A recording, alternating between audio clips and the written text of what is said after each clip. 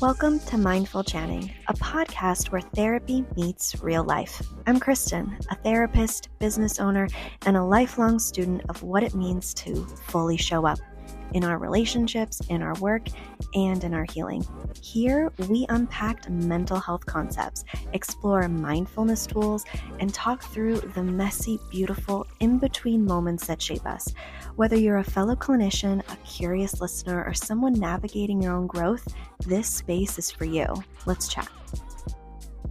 Hey there, welcome back to Mindful Chatting for our Thoughtful Thursday series. And in this space, we want to slow down. We want to reflect and explore the deeper layers of why we do what we do, especially when it comes to love, safety, and connection. So let's just take a moment, grab that comfort drink, your blanket, or just let yourself breathe for just a second. Because today's topic gets right to the core of how we relate, not only to others, but to ourselves. We're talking about disorganized attachment and that self-abandonment piece. Let's go.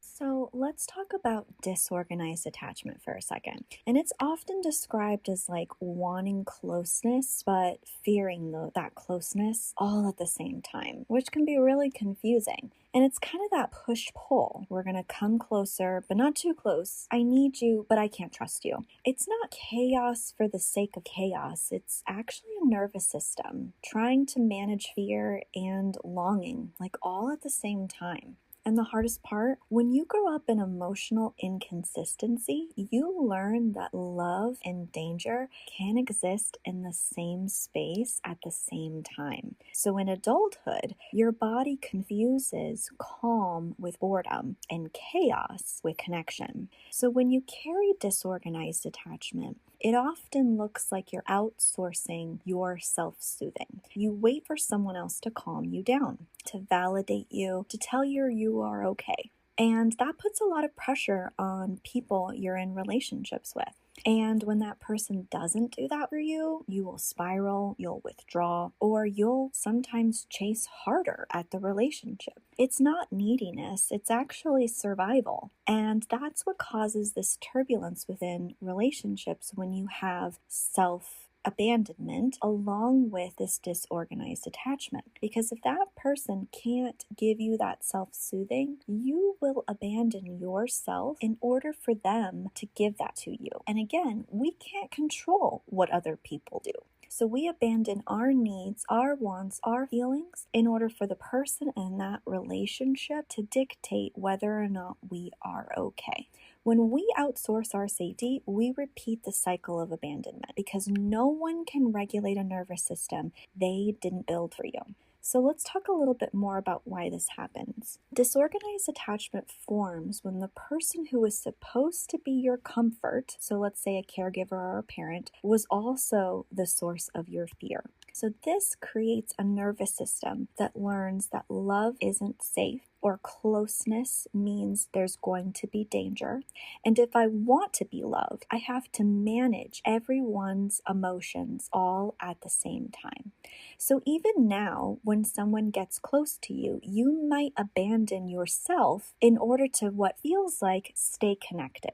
You people please, you'll minimize, you'll even shapeshift, and all in the hopes that love will stay with you, even if you don't. And that's where the self-abandonment piece is I'm willing to sacrifice myself in the hopes that you'll stay, that you won't abandon me. But in the process, I'm creating a sense of abandonment by doing it to me.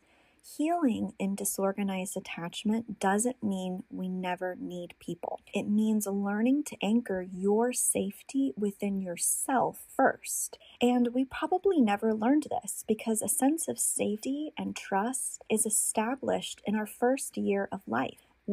As children, we use co-regulation with our parents to regulate our self-soothing. And if that is a healthy way of doing it, when we grow up in our childhood, we no longer need our parent to self-soothe. And that creates this sense of safety within ourselves of I can self-soothe without them. And then that creates a secure attachment because even if I'm dysregulated or even if my partner is dysregulated, we know if we're both secure that we can self-soothe in those moments. So healing looks very different in that if I was never given that trust and safety in the beginning, I don't know how to self-soothe and regulate. I use external things, people, relationships, places as a sense of safety for me. Unfortunately, those things can change, and they probably do. And so that reinforces this idea that nothing is safe, and that even if you connect and get close to me, you're eventually going to leave, because that's what my nervous system and my trauma and my history has shown me. So healing comes from learning that safety within ourselves, and safety is self-soothing. We can still love deeply, but we have to do it from steadiness, not survival.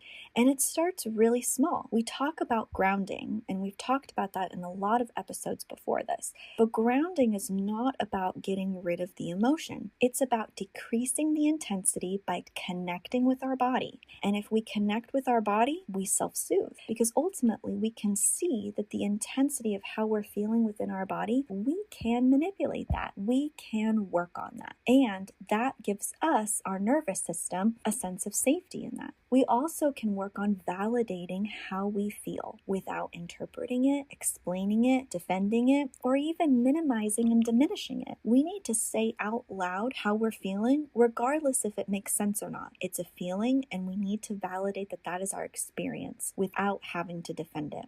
I also want you to ask yourself, what am I hoping that this person will give me right now? And if that's something like reassurance, affirmations, telling me that I'm okay, telling me that I can do this, is that something that I can actually give myself? And if it can, then maybe I should be doing that first before going to another person to do that for me. That is what self-soothing is in real time. So here's a quick kind of practice I teach in sessions with people. When you're feeling triggered, instead of immediately reaching outward, I just want you to pause. I want you to ground your body. I want you to go, how am I feeling? Where am I feeling it in my body? And how can I breathe through that experience within my body? Whether that's breathing techniques, whether that's, okay, I'm locating this in my chest, and maybe I'm going to open my chest when I'm feeling this particular way, or maybe I feel it in my stomach, so maybe I need to breathe through that intensity in within my stomach. I am just trying to connect with what is going on in my head and what's going in my body at the same time. And then I just want you to name it. And if you don't know how you're feeling, that's completely okay. Sometimes we can just name what's going on in our body. I have butterflies in my stomach right now. I have a pit in my stomach. My chest feels really heavy. My throat feels really tight. I feel like I'm having trouble breathing. I'm feeling anxious right now. I feel really uncomfortable. I don't know how I'm feeling, but I know I don't feel well. Something's off. Something's changed, right? And then we offer reassurance back to ourselves. We're saying, even though that I feel this way, or it makes sense that I feel this way, of course I would feel this way, I'm safe. I can do this. I am managing it. It's hard, but I'm doing it. And I don't need to earn reassurance or self-soothing from others. I can do that on my own. Because in a way, as you're talking this through with yourself, you are reparenting your nervous system and you as this version of you right now to tell you that you can create a sense of safety, the thing that missed or was not given to you or neglected a long time ago. Only then reaching out, and not from panic, but from being present within yourself. This is what creates emotional safety within you, but also creates security within a relationship with somebody else, because you're not dependent or leaning on them for something that you can give you. This doesn't mean you can't lean on others. It means you learn to meet yourself first, so connection becomes a choice, not a rescue technique. One more thing before you go, and this helps me personally, staying present and grounded, which we all need, especially when your brain wants to spiral into disconnection.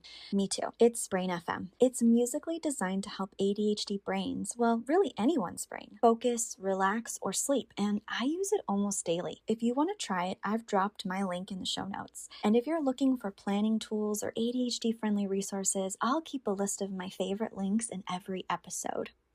So, as we end, I want to give you my reminder. When we outsource our safety, we repeat the cycle of abandonment. We are pretty much doing the same thing that the person who was supposed to initiate safety with us did not do. And we are doing that to ourselves in the present moment. And you deserve relationships where you can both give and receive. But that starts with showing up for yourself first. Healing doesn't mean becoming independent of others. It means learning that your safety is yours, and that's what you manage and you work on. I want to thank you for sitting with me today. If this one brought things up for you, that's completely okay. I just want you to notice it. And remember, the goal isn't perfection, it's emotional presence. And as always, be gentle with your mind.